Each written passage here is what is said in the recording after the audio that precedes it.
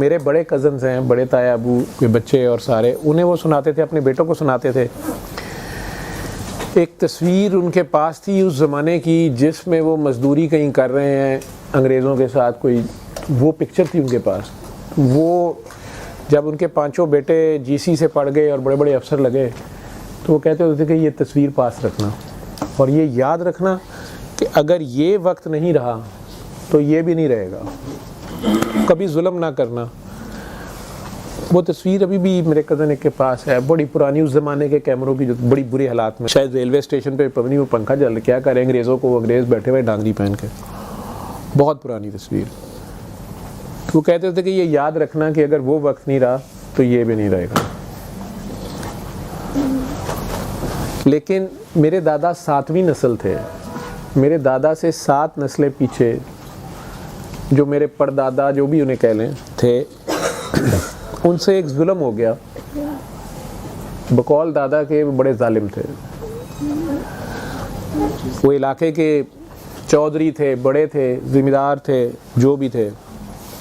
इस किस्म का जुल्म था कि अगर उनके घर यानी 7 जनरेशन्स पीछे आप जाएं तो ये तकरीबन 1700 कुछ अर्ली बनेगा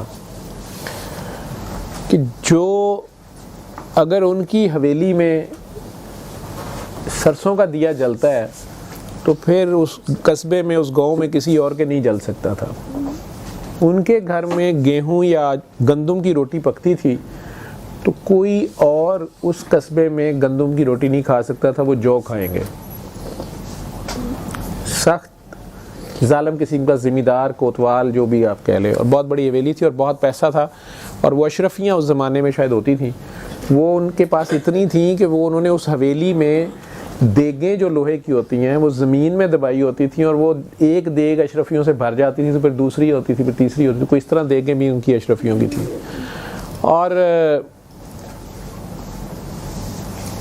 वैसे भी इंतहाई जालिम किस्म के ज़िम्मेदार थे।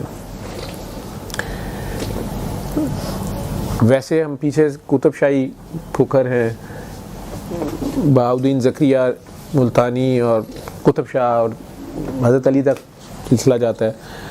मैं इस पे बात नहीं करता होता, मुझे शर्म आती है इस बात पे, मुझे नहीं पता, एम ही कहता रहूँ।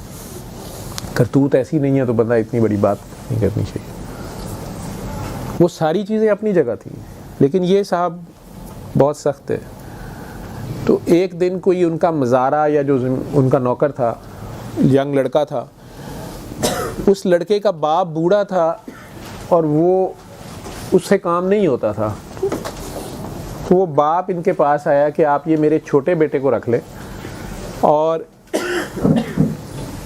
बड़े वाला मेरा काम कर दिया करें, क्योंकि मैं कर ही कुछ नहीं सकता। तो छोटा बेटा था उसका, कोई 10-12 साल का, कि ये आपके साथ काम करेगा। उन्होंने इनकार कर दिया। तो वो बड़े बेटे ने, वो उनके चौधरी साहब के सामने अकड़ गया वो कि मैं काम करता ही नहीं हूँ। तो उस ज़माने में वो लकड़ी के खंबे होते थे, वो लकड़ी के खंबे के साथ बांध के तो उसको हंटर या जो भी चीज़ थी उससे वो मार रहे थे। उसे बांधा हुआ था और वो मारी जा रहे थे चौधरी साहब। और वो बाप बूढ़ा जो उस लड़के का था और छोटा भाई, वो उनके मिन्नते तरले माफ़ियाँ मांग रहे थे, लेकिन वो नहीं छोड़ रहे थे, क्योंकि वो लड़का अकड़ा हुआ था। वो कहता मैं नहीं करूँगा काम, मार लो तुम मुझे। उस दौरान एक नंगा फ़कीर, तसव्वुफ़ में नंगे फ़कीर की टर्म यूज़ होती है, बहरहाल आप ऐसे ही समझ लें कि अलफ़ लीला नंगा था। तो वो नंगा फ़कीर को सैयद वो वहाँ आ गया। वो कुछ देर ये तमाशा देखता रहा तो उसने उन्हें कहा कि इसको छोड़ दो और छोटे को रख लो। उन्होंने कोई छांटा उसको भी मार दिया। ये कह दिया अपने काम करूँगा। वो चौधरी साहब थे, लैंडलॉर्ड। बहरहाल उन्होंने उस लड़के को इतना मारा कि वो मर गया। जब वो मर गया तो वो फ़कीर वहीं पास कहीं था, या वो आया तो देखता रहा कुछ देर। वो बाप रो रहा था उसके साथ, गले लग के बच्चे को, अपने को लाश उठा रहा था। वो छोटा बच्चा पास खड़ा था। इनका जो हवेली थी हमारी, वो ऊंचे, एक उसे टिब्बा गांव में कहते हैं, या ऊंची जगह पे थी, बाकी गांव नीचा था। ये अभी नारोवाल से लोग आए हुए थे, उसके साथ जफरवाल है और उधर छोटा सा गांव खोखरा चक खोखरी, वहाँ था ये।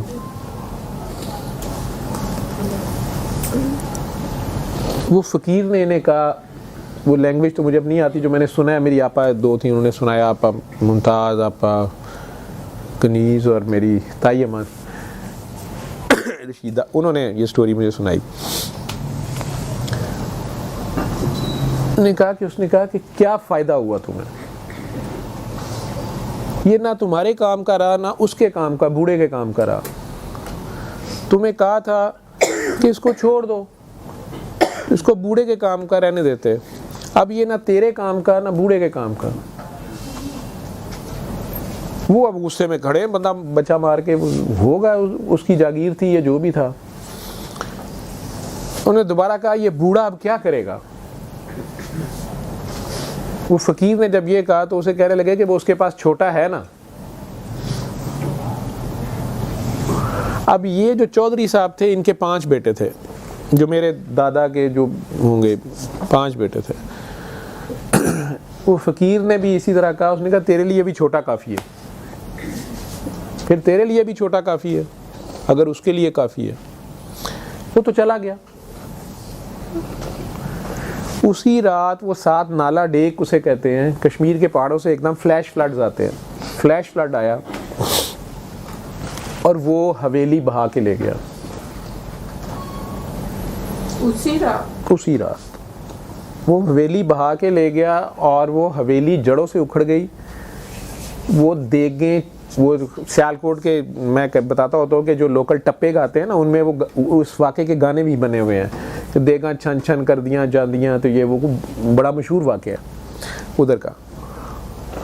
देगे शेगे चले गई, दरख्त पे चढ़ के एक चौधरी साहब ने जान बचाई और एक छोटे बेटे ने, और उनके सामने सब कुछ लुट गया और 4 बेटे भी गए। सैलाब होता है, सैलाब ख़त्म हुआ तो चौधरी साहब के पास कोई सबूत नहीं, खुद भी बहुत बूढ़े थे जैसे भी थे, और वो एक लड़का। ज़मीन जायदाद जिसकी हथे चढ़ी चढ़ी, उस गांव में किसी के साथ अच्छा तो किया नहीं हुआ था, गुर्बत आ गई।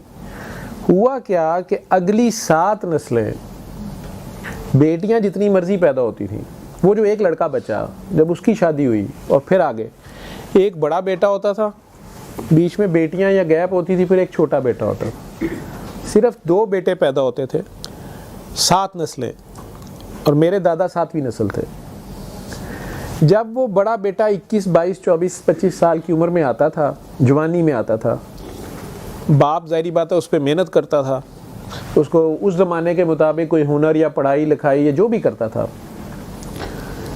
छोटा भी 8-10 साल का होता था, बड़ा 21-22, वही खेल। वो अजीबोगरीब बुखार आता था या बीमारी होती थी और वो बच्चा बड़े वाला मर जाता था किसी ना किसी हादसे में, किसी ना किसी वजह से।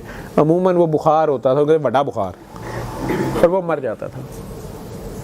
और पूरे इलाके में ये मशहूर हो गया हमारे घर के बारे में कि हम कर्स्ड हैं, हमने बद्दुआ ली हुई है, क्योंकि ये एक नस्ल नहीं हुआ, दूसरी नस्ल, तीसरी नस्ल, चौथी नस्ल, 5वीं नस्ल। हम जो बहुत शजरे वाले थे, हम जो ख़ानदान में, बरादरी में बहुत बड़ा घर थे, ना शजरे की खबर रही ना अपनी रही, गुर्बत इंतहाई आ गई। मेरे दादा 7वीं नस्ल पे आ गए, और ये मकाफात अमल पे 7वीं पे आके भी अगर जिस सब्जेक्ट में आपकी सप्ली आई होती है उसी का टेस्ट असल में आ रहा होता है, अगर वो आप ना पूरा करें तो 7वीं नस्ल के बाद वो नस्ल ख़त्म कर दी जाती है। ये अजीब खेल है, ये रूहानियत की ज़ुबान है, ये पागलों की ज़ुबान है। ये आप लोगों को समझ आए या ना आए, मैं मुल्ला से नहीं बहस कर रहा, लेकिन ये हमारी तन बीती है, ये हमारी जग बीती है, हमारे पे गुजरी हुई है। 7वीं नस्ल पे आके मेरे दादा कहते मैं 10-12 साल का था, ये हाथ पाँव के बहुत मजबूत थे, और बड़ा भाई जो था वो बड़ा कमज़ोर, और उसके पढ़ने का बहुत शौक़ था उन्हें। मेरे पास ताया का लेटर पढ़ा, मैं कल पढ़ रहा था, रो रहा था, उसमें उन्होंने ये वाक़या इस तरह लिखा हुआ है, कुछ नरेशन की हुई है, कैसे कैसे हालात से वो गुज़रे। पहले तो छोटा भाई बड़े भाई को ले गया, बड़ी बहन कहीं ब्याही हुई थी, तारागढ़ इंडिया में कोई जगह है अमृतसर, तो वहाँ चलते हैं, यहाँ से जो बीमारी लगती है वो आपको लगे ही ना, बड़े भाई को। वहाँ गए तो ज़ाहिरी बात है वो बहन का ससुराल था, भाइयों की वहाँ क्या, वहाँ भी मजदूरी करनी थी, पढ़ाई तो नहीं किसी ने करनी थी। तो वो उन्होंने नरेशन थोड़ी सी वो ख़त में लिखी हुई है कि अब्बा जी ने, वो मेरे एक ताया के बेटे थे, वो जज बने जब, तो ताया जी ने उन्हें ख़त लिखा यानी उनके चचा ने उन्हें ख़त लिखा भतीजे को कि तुम जज तो बन गए हो लेकिन ये बातें याद रखनी है, तुम जज किसी। वो ख़त की कॉपी मुझे भी मिली।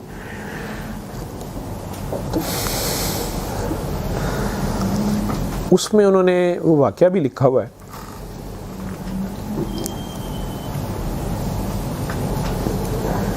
क्योंकि थे तो राजपूत आकड़ खां, तो बहन के घर चले तो गए, शायद वहाँ पे उन्हें रहना या वो लोगों ने उन्हें रहना पसंद नहीं किया या क्या किया। ये दोनों बच्चे, दादा 12 साल 14 साल के और बड़े भाई ज़रा बड़े। तो ताया ने ख़त लिखा हुआ है कि हम दोनों भाइयों का वो सफ़र मुझे याद है। हमारे पास किराए के पैसे नहीं थे और हमने किसी तरह अमृतसर या लाहौर पहुंचना था। और मुझे बड़ी उम्मीद थी कि वहाँ जाके मैं मज़दूरी करूँगा और भाई को पढ़ाऊँगा भी, और अगर ये बीमार होगा तो इसका इलाज कराऊँगा। छोटे का ये ख्याल था।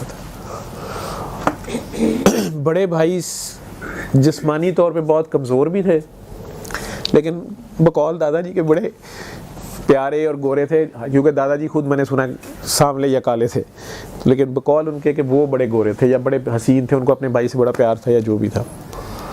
तो अब ये छोटा भाई बड़े भाई का बस्ता भी उठाता था, उनकी किताबें साथ साथ है कि उन्हें पढ़ने का शौक़ है। उनके पास पूरे कपड़े थे और इनके पास सिर्फ एक लंगोटी थी, उसमें ये मजदूरी भी करते थे। कहीं भी कोई जगह अड्डा छोटा आता था तो वहाँ कोई भी मजदूरी ढूंढ के, कुछ पैसे ढूंढ के फिर खाना, और बड़े भाई को लाके। एहतराम का ये हाल था। ये उन्होंने अपने बेटों को सिखाई बात कि मैं अपने बड़े भाई को कि उसने पढ़ना है और उसने रेस्ट करना है, और वो नीचे ना बैठे, उसके कपड़े ख़राब हो जाएंगे, पता नहीं कहाँ पे दाखला मिल जाए, हम पहुँच जाएं तो उसके कपड़े ना गंदे हों। तो मैं अपनी लंगोटी खोल के नीचे बिछाता था और उस पर भाई साहब को बिठाता।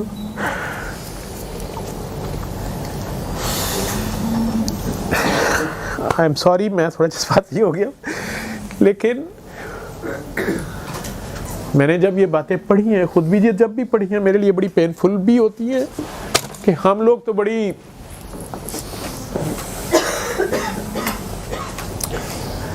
नाज़ो नाम में पले हैं।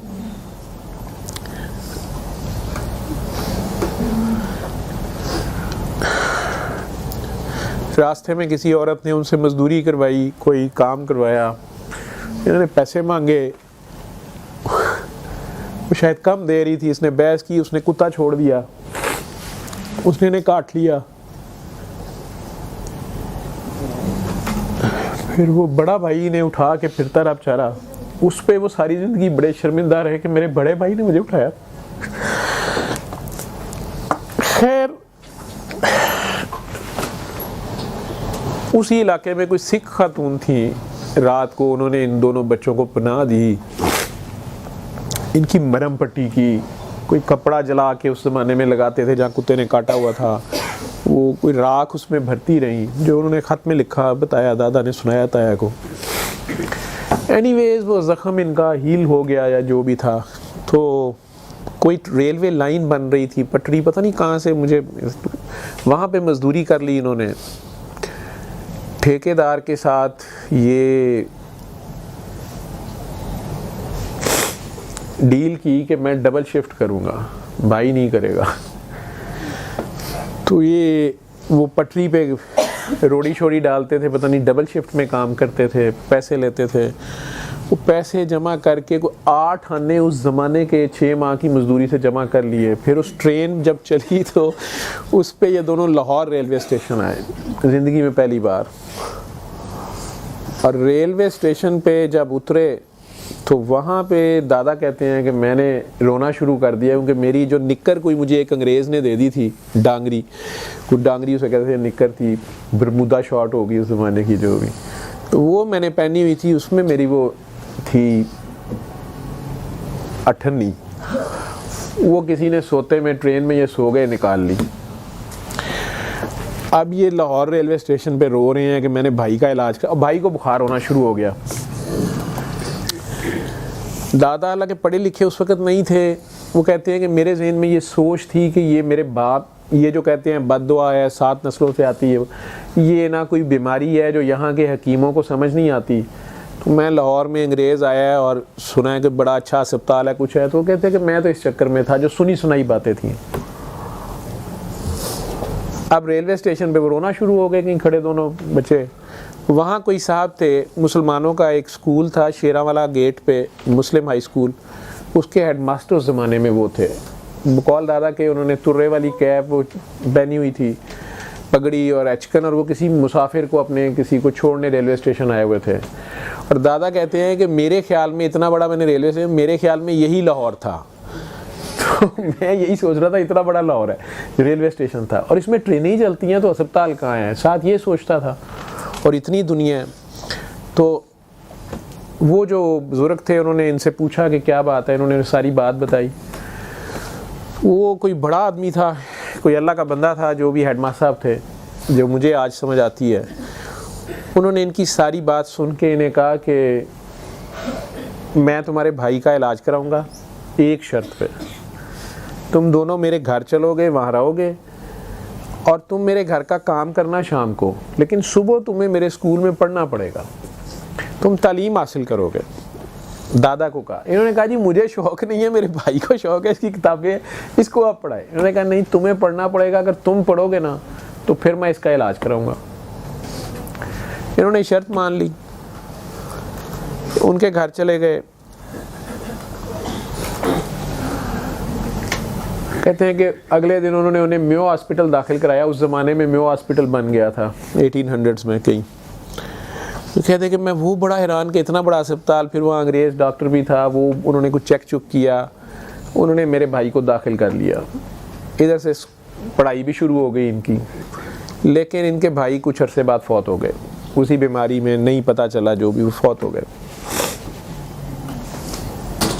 दादा कहते हैं मुझे इतना प्यार उन हेडमास्टर साहब से हो गया कि मैं उन्हीं के साथ रहता था, पढ़ता था। उस ज़माने में मैट्रिक या वर्नैकुलर का कोई एग्ज़ाम होता था, इन्होंने वो पास किया, मिडल शायद होता था या मैट्रिक। आर्मी में कमीशन मिल गया, कोई पेशावर अफ़गानिस्तान की साइड पे ये लड़ रहे थे या जो भी था। वो ट्रेनिंग उस ज़माने में पता नहीं काकूल होती थी कि नहीं होती थी, आई डोंट नो, आप लोगों को पता होगा, लेकिन उसी साइड पे कहीं ट्रेनिंग पे गए। ट्रेनिंग ख़त्म हुई तो इन लोगों को कहते हैं एक जिस्त या टीन का बैग मिला, उसमें वर्दी थी, पता नहीं क्या। तो इन लोगों को कहा गया कि आप सब लोग 1 महीने के लिए या पता नहीं 15 जितने दिन के लिए अब आपने अपने जाएं, घरों में मिलाएं, और फिर आपने फ़लाँ रिपोर्ट करना है, फ़लाँ जगह, फ़लाँ की फ़लाँ छावनी है, या फ़लाँ जो भी इनकी पोस्टिंग थी, जो भी थी। ये कहते हैं सारे तो चल पड़े, तो मैं बैग उठा के सोचूं कि मैं कहाँ जाऊँ। फिर मैंने सोचा कि हेडमास्टर साहब को खबर देता हूँ। तो मैं लाहौर आया तो पता चला हेडमास्टर साहब फौत हो गए हुए।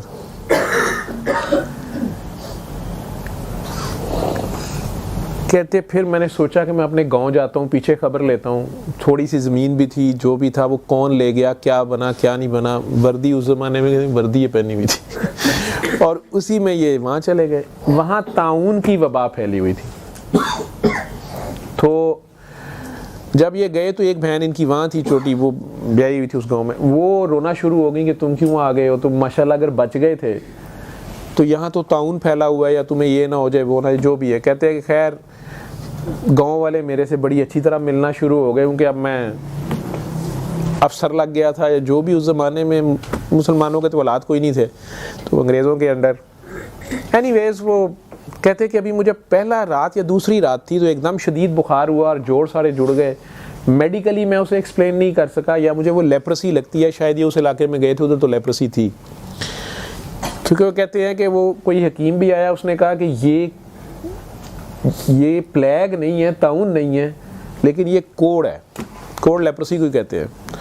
क्योंकि इनके ज़ख्म जिल्द पे होना शुरू हो गए और उनके ऊपर वो आग लगा के उसने शायद देखी, तो उसने, इन्हें आग ही नहीं महसूस हुई, जलन नहीं हुई। उसने कहा ये कोड़ है, ये सारे गांव में फैल जाएगी। तो कहते मैं उठ बैठ ही नहीं सकता था। तो वो गांव वालों ने डंडे बांस के ला के, उसी टीले पे गांव था जहाँ कभी हवेली थी 7 नस्लें पीछे, उन्होंने बांस के डंडों के साथ इनको नीचे फेंक दिया, रोल कर दिया। कि तुम जाओ, तुम बीमारी ले आए हमारे गांव में, बीमारी फैल जाएगी। और ऊपर से कोई गांव के जो बच्चे बाले थे वो पत्थर मारना शुरू हो गए या पता नहीं क्या करना शुरू हो गए, ये यहाँ से दूर हो जाए।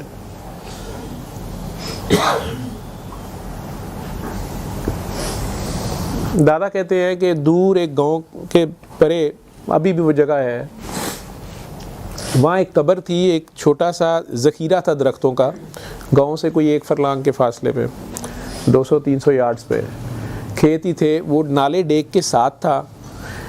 वहाँ एक कब्र थी, लोग कहते थे 800 साल पुरानी है, सैयद की कब्र है।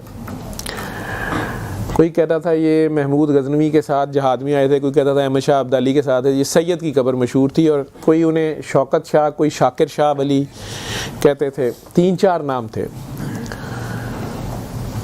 लेकिन ये पता था कि ये कोई सैयद हैं जिनकी कब्र है। शाकिर शाह बुखारी नाम भी मशहूर था उनका। और वहाँ की उस जगह की करामत ये थी कि जितना मर्जी सैलाब आता था, हालांकि वो जगह नशेब में थी, एक तो वहाँ वो स्लांट है शायद, वहाँ पानी नहीं रुकता था, और एक वो कब्र नहीं बहती थी, हालांकि मिट्टी की कब्र थी। तो गांव वालों के लिए ये बड़ी करामत थी या जो भी था, लेकिन कुछ लोग उस जगह को मानते थे, कुछ नहीं मानते थे। वो कहते हैं उन बच्चों के वो पत्थरों से और गांव वालों से बचने के लिए मैंने क्रॉलिंग तो मुझे आती थी एज ए आर्मी ऑफिसर, तो मैं क्रॉल करता करता करता करता मैं उस कब्र पे आ गया कि अब मैंने मरना ही है, तो मैं यहाँ अपने वक्त गुजारता हूँ। कहते अगले दिन गांव में से एक मौलवी साहब आए, क्योंकि वो मिक्स गांव था, हिंदू भी थे, सिख भी थे, मुसलमान भी थे। तो कहते हैं वो मौलवी साहब जो मस्जिद वाले थे कोई, वो आए, उन्होंने मुझे दूर से आवाज़ दी और एक प्लेट और गिलास सिल्वर का उन्होंने रखा, और उन्होंने मुझे कहा कि फ़िरोज़ मैं दिन में एक बार आऊँगा, इसमें पानी डालूँगा और ये रोटी रखूँगा, लेकिन शर्त ये है कि जब मैं गांव पहुंच जाऊं तब तुमने करीब आना है, तो मेरे करीब नहीं आना। कहते मैं उन्हें क्या कह सकता था। फिर वही हुई, वो डाल के चले गए, मैंने क्रॉल करना और उस रोटी सालन तक पहुंचना और वो पानी का एक गिलास पीना, और फिर क्रॉल करते करते वापस उस कब्र से आगे टेक लगा लेनी और पड़े रहना, शदीद बुखार और उसी हालत में। तो कहते हैं कि एक आध बार ऐसा भी हुआ कि मेरे उस प्लेट तक जाने से पहले कोई कौवा आ गया, मैंने पानी पी के आ जाना। 7वां दिन था, वो कहते हैं कि एकदम मेरी आंखों के सामने अंधेरा आना शुरू हो गया, मुझे लगा कि शायद पूरे आसमान पे अंधेरा हो गया और कोई बहुत बड़ा परिंदा है या उकाब है या कोई बला टाइप चीज़ है, और वो बरगद का दरख्त था, बोर्ड जिसे आप लोग कहते हैं, अभी भी वहाँ है वो दरख्त। तो कहते हैं कि मैं उससे टेक या लगा के बैठता, उस दर ही कब्र थी वो। तो मुझे ऐसे लगा कि इस दरख्त के इससे भी बड़ा है ये कौवा या पता नहीं क्या चीज़ है, इतना बड़ा उसका। तो दादा का ये कहना था कि मैं 7 दिन बस दुरूद शरीफ पढ़ता रहा, क्योंकि मुझे ये होता था कि वज़ू तो मेरा है नहीं, तो दरूद ही मुझे आता, मैं दरूद पढ़ता था। कहते अब मैंने दरूद तेज़ कर दिया, लेकिन उस चीज़ की इतनी हैबत थी और मैंने ये सोचा कि ये मैं मौत है, ये मेरी, ये इज़राइल है या ये मौत मेरी आ गई है। तो मैंने और बुलंद आवाज़ में दरूद पढ़ना शुरू किया, तो मेरा शायद पेशाब भी ख़ता हो गया, लेकिन शदीद तकलीफ़ थी मेरी। जब अचानक कहते हैं कि वो मैं यही वेट कर रहा था कि अब ये परिंदा या जो चीज़ है शायद ये मुझे मेरे पे झपटेगी या क्या बला है ये, और अंधेरा हो रहा है हर तरफ। तो अचानक कड़के की आवाज़ जैसे कोई कड़क के बोला, तो मैंने देखा है वो कोई बुज़ुर्ग थे, उन्होंने, उनके हाथ में छड़ी थी, मैं इसे हेलुसिनेशन कहता हूँ, मेडिकल साइंस से हेलुसिनेशन कहेगी या विजन हुआ उन्हें। वो कहते हैं कि एक बुज़ुर्ग थे दाढ़ी वाले सफ़ेद, और उनके हाथ में एक छड़ी थी, उन्होंने बड़े गुस्से से वो छड़ी से पता नहीं दफ़ा हो जा कहा है या कुछ कहा है, मुझे कुछ पता नहीं, लेकिन आवाज़ में इतना जलाल और हैबत थी कि मैं भी लरज़ उठा। कहते वो चीज़ एकदम से मेरे सामने ऐसे हुआ जैसे कि वो बिल्कुल राख हो के गिर गई या कुछ भी नहीं रहा, और हर चीज़ रोज़ रोशन की तरह हो गई। तो मुझे उन्होंने गुस्से से वही छड़ी मेरी तरफ करके कहा खड़ा हो। तो मैं तो खड़ा नहीं हो सकता था, मेरे जोड़ बिल्कुल हर चीज़ मेरी जुड़ी हुई थी, तो मैं नहीं उठा। तो उन्होंने दोबारा इतने गुस्से या जलाल से कहा कि मैं कहता हूँ खड़ा और भाग जा। तो कि देखो जितने जलाल से उन्होंने कहा मेरा दोबारा पेशाब खता हो गया, लेकिन मैंने इतना उन्हें कहा जी मैं तो नहीं खड़ा हो सकता। उन्होंने कहा भाग जा, सब खैर है, तू भी भाग जा, आज से किसी का दिल ना दुखाना और सैयद की इज्जत करना।